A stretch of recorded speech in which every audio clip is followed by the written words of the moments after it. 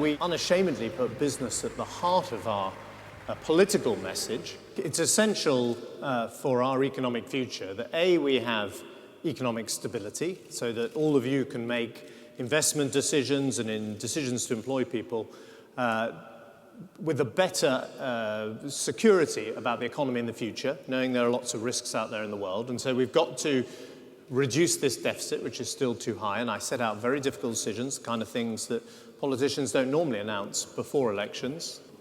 Now, we've got questions from a number of IOD people from the regions around the country, and let me ask the first of them to stand up and let us have a query. My members see that transport is their number one issue. You've got HS3 proposals for the North West. They're keen that that would reach the North East. But in the light of the Scottish referendum result, would you consider devolving more of the transport budget to the LEPs in the North East? Well, the short answer is yes. We are looking at whether we can devolve more decision-making to city areas and local communities, that we need to build a northern powerhouse that is, that the cities of the north collectively can be stronger than their individual parts and collectively can make a global city. That requires fast transport links, big science investments, I think political accountability that comes with an elected mayor like we have in London. We survey our members regularly, and as you know, our position is actually very similar to the government's, that our members want to stay in a reformed Europe.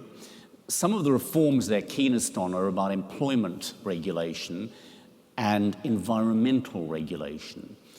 How much is that part of the government's reform agenda?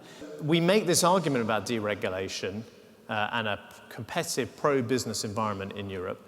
And we do it not just for our own sakes, but because we want to live in a prosperous economy where, as I pointed out earlier, much of our exports go to.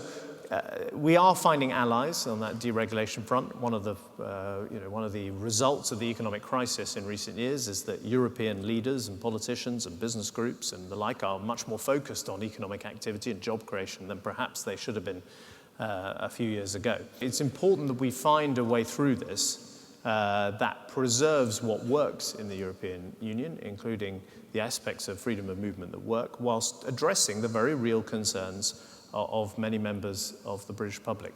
Of course, the European issue is important and it's about the future of our economy, but as you said in your opening speech, there is a big argument in our country as well about our future, about whether we are a country that is for business, for enterprise, for the free market.